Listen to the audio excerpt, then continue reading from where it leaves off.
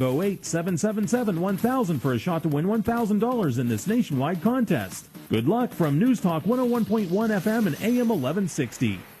It is the voice of Indiana County. It's WCCS 101.1 FM, AM 1160, and WCCSradio.com. Josi Cunningham is with us, and we talk with her about Evening in the Stacks at the Indiana Free Library. Yeah, it's just about time.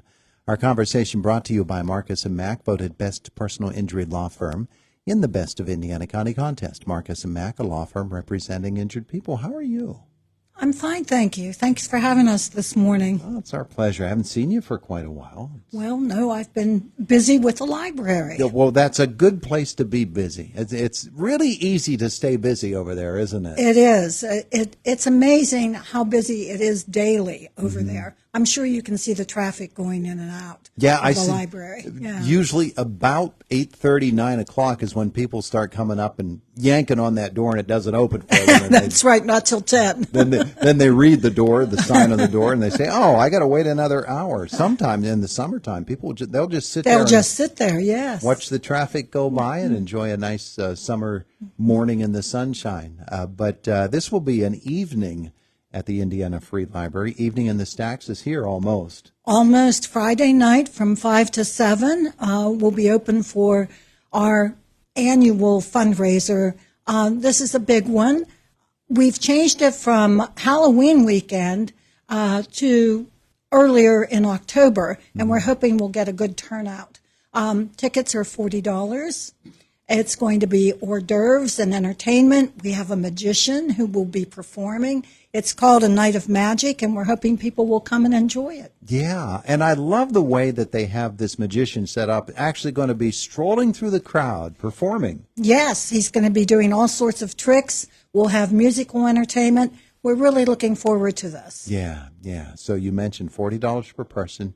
There's a limit on the number of people, obviously. There's a limit of 200 guests. Yeah. That's about all the library can hold. So you better get your tickets now. Yeah, better get your tickets now. And if you can't come, we also are selling our stars. A gold star is $100, and a silver star is $50. And many people get those in honor of someone in their family or someone within the community. And that's always an important part of our decorations that night. Yeah, the stars will be hanging there. And so for somebody who wants to get tickets or wants to purchase a star, what should they do? Well, you can go online to the library's website and purchase. There's a way to do so. Or you can stop in the library yourself and see what's going on inside the library and pick up a ticket or purchase a star. Yeah, it's indianafreelibrary.org. There's also a QR code that you can just scan the QR code, and you could be good with that as well. But there's also, in association with Evening in the Stacks, there's an auction going on right now. There's a silent auction that's been online since last Monday, and it will continue until the day of the event. And there's all sorts of wonderful things offered for online bidding, and you can go online to do that. Yeah, baskets and all kinds of things. Baskets, trips, all sorts of goodies. Wow. So a lot of reason to get to indianafreelibrary.org, and you can bid on any of those items, just getting a look at them. And of course, you can get your tickets for the event coming up on Friday, 5 to 7 p.m. at the Indiana Free Library. Yes. It's really a special night, isn't it? It is a very special night. The library is so important to our town, and for it to be viable, we need support. So we're hoping people will come out. Yeah. And just to show you how valuable it is to this community, there are many people who don't really have the ability to have an internet presence in their home. They can't afford that sort of thing. And they are able to use the online services at the Indiana Free Library. They're very, very popular because broadband is still an issue within the county, and many people don't have access to it. So, yes, our computers are constantly in use. Yeah. And that's just one of the many. Of course, there is the traditional use of a library is you can actually walk in and take a book and hold it in your hands and open it and read it just like in the old days. Just like in the old days, exactly. It's amazing. People that really don't have that as part of their daily routine, opening up a book and reading. Well, the way the world is now, it's always relaxing to be able to sit down with a book and kind of lose yourself in it. That's the purpose of the library, to help you find different worlds and experience different things. Other than everyday, well, the world today is pretty wild. Yeah, it is. It is. But the library services include the many books and publications, and folks can take advantage of those. The library actually reaches beyond the scope of the actual building itself by offering online options as well. Exactly. And I need to also say that we offer many programs for the community. We have a cooking with one of our librarians. They use various cookbooks. We have after-school programs for teenagers. Starting next Monday, Chuck Olson, a local and nationally known artist, will be conducting a lecture on artistic couples, and that will be in the evening, Monday evenings. Oh, that's nice. So there are a lot of interesting programs. You can look them up online and make use of them. Yeah, absolutely. And I know they do from time to time. There's a brown bag series. Yes, there is. and people enjoy those at lunchtime. Yes, they do. They come, and it's amazing how many people utilize that. Yeah.